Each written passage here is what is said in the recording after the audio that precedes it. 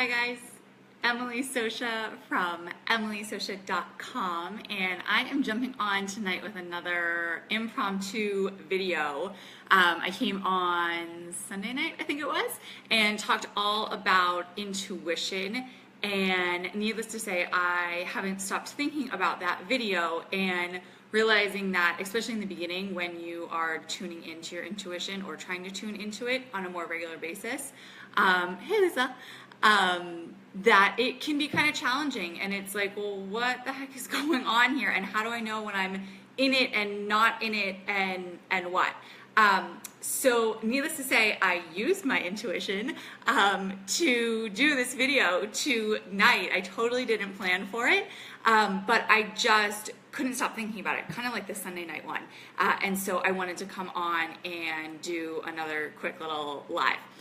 So I'm jumping on today. I realize that my hair looks like some sort of Judy Jetson thing, but it's been so hot here in Arizona. So all sorts of things, everything is just like haywire.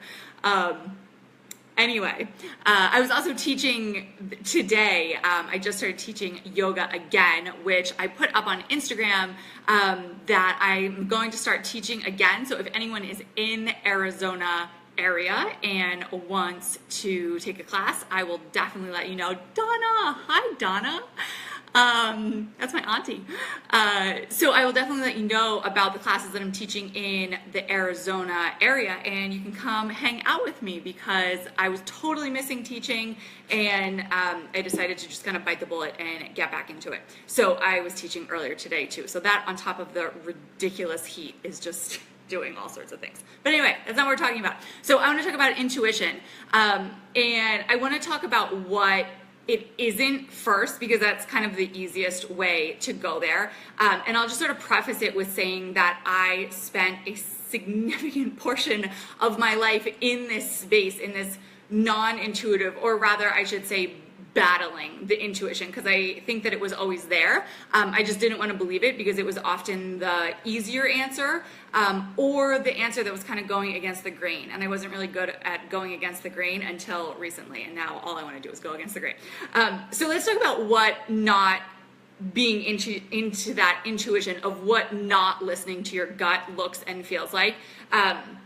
And that is, you're kind of in that space when you are second guessing yourself. So you make a decision, or you think that you make a decision, and then you go back on it. And then you think, and then you go back, and you go back and forth, right? Or that you are doubting. So maybe you make that decision and it's kind of final, right? Maybe you paid for something, or you told someone that you would do something, and now you're doubting. So you're wondering whether you should go back. And it's not just like is it a good idea? But it's like this, heavily entrenched, as if you made this horrific decision to go and do something, when maybe it was something really simple. So second guessing and doubting. Pros and cons list. So I know I used to be a master of pros and cons list. I had them for everything, from the simplest things of what should I get at the grocery store? I mean, not really, but that would be super, super simple, to, what college should I go to? Which maybe that's not such a bad idea to make pros and cons for, but it wasn't just the fact that I was making pros and cons, it was also that I was living and dying by this list, that if it didn't somehow make sense on the list, that all the pros lined up and there were only a few cons, that then I felt like I couldn't do anything at all. Which I guess is kind of another one, kind of paralysis by analysis, right? That you're so stuck on analyzing the issue or the topic that you actually don't do anything at all, because there's this bigger belief stuck somewhere deep down inside you that you're going to do something wrong, when in reality you actually can't do anything wrong. Firm believer of that, unless you're physically harming someone or someone else, that there isn't really anything wrong or bad, other than those, that you are asking a million people. So it's not just hey, I need to make this decision, but hey, I need to ask, my sister and my mother and my aunt and my best friend and her best friend and that friend and the people in the cash register, the person at the checkout lane, and you just feel lost, right? That you're looking to external sources. I guess that's kind of the bigger umbrella, but really that you're just, hey Missy, how are you? but really just that you are stuck on everyone else's opinion or belief of what you should do. So instead of tuning into yourself, which we'll get to, you are looking to other people and outside sources of what you should be doing because you think that they'll somehow have the answer. Yeah, I know. And it can be exhausting, right? Because then it's like, obviously everyone is going to give you a different answer based on their opinion. And it's often easier to give your opinion or your evaluation of a situation when you're not the one actually in it. So if that person was in your situation, they may not be able to easily make that decision, but because they're on the outside, they can make the decision. And so now you've got 10 different views of what you should do, even though there's no should. You know what you need to do. And it's about uncovering that feeling, that belief, that gut. I did end up turning last week's video into a blog, and I said on the blog that we often refer to it as a gut feeling, which it absolutely can be. You feel it in your sort of lower abdomen area, but I often feel mine in my heart. I get this like overwhelming sensation throughout my chest when I feel like I'm being led or guided into a certain space.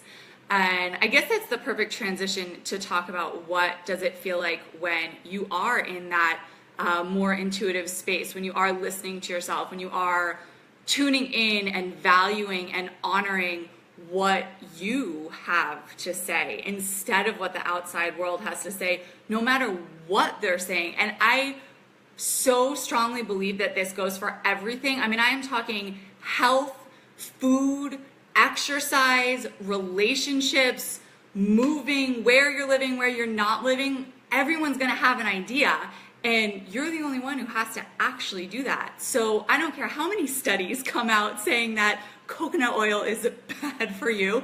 I love coconut oil. I find enormous benefits in it, and I'm going to keep eating it. So that's just a super simple example, but one that can kind of expand, right? Especially when we're surrounded by supposedly big, respectable sources and you're going against that grain, it can be really challenging to kind of stick to yourself. So what does it feel like when you are sticking to yourself and when you are really, really tuning into that space? It feels easy. It feels calm and peaceful. And yes, coconut oil is amazing. Calm and peaceful and like you're at ease. And honestly, the more that I get into it, the more confidence as well. So that has honestly been an awesome byproduct of tuning into it. Before, it was really just like, okay, I'm realizing that this is a muscle, just like I might strengthen any other muscle in my body. And so the more I do it, the more I feel comfortable enough using it to make decisions, to make big decisions, little decisions too. And then realizing that, like, holy crap, I'm so much more confident in what I'm doing because I just don't give a damn. Like, I know what I know, and that's nice that someone else might have an opinion, but I'm still gonna do what I need to do. And so I guess that's just kind of a side point that honestly wasn't on my little cheat sheet of notes, but it is absolutely a muscle, and it can be tuned into and tuned up, right? Just like you might go to the gym or practice yoga or go for walks or hiking or whatever you may do for physical activity, and your body will get stronger. I firmly believe that it is much in the same way. So the more that you listen to it, the more that you trust, like I mentioned in my last video, that it is guiding you in a way that is most valuable for your highest good, your highest self, your highest being, that it does get stronger, and it comes through louder and louder, and you begin to see the signs and the synchronicities and the coincidences, even though there aren't any coincidences, that are showing you that you're listening or that you're on a good path. I don't want to say right, because I don't really think there's right or wrong. Because even when we think that things are going wrong, I actually think that sometimes those are the best times. And instead of being shunned or punished like I used to feel like, I actually think that you're just kind of being redirected into a better space for you to grow and evolve and change, because if we're not growing, then what the hell are we doing here? So just to review, we talked about what being in that intuitive space does not feel like. And if I could say it in one word, it feels yucky. It feels really anxiety ridden, like you are trying to make the decision, that maybe the president might have to make, and yet you're deciding whether to travel here or not to travel there, right? And so what it does feel like, I really want to kind of focus that in, because that's what is so important to keep coming back to. And I think we're, as a society, and also maybe some like familial stuff that maybe you brought from your family, is that we're conditioned to think that life needs to be hard, so that if we're not struggling, that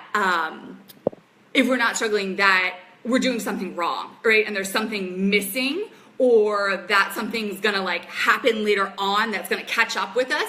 And that's just not the case. We were meant to flourish. Yes, growth. Yes, sometimes having challenges that force us to kind of come out of our shells, but not the kind of like, break your back, skin your knuckles type of work and challenges that sometimes I think we carry over from times past, and that's just not the case anymore.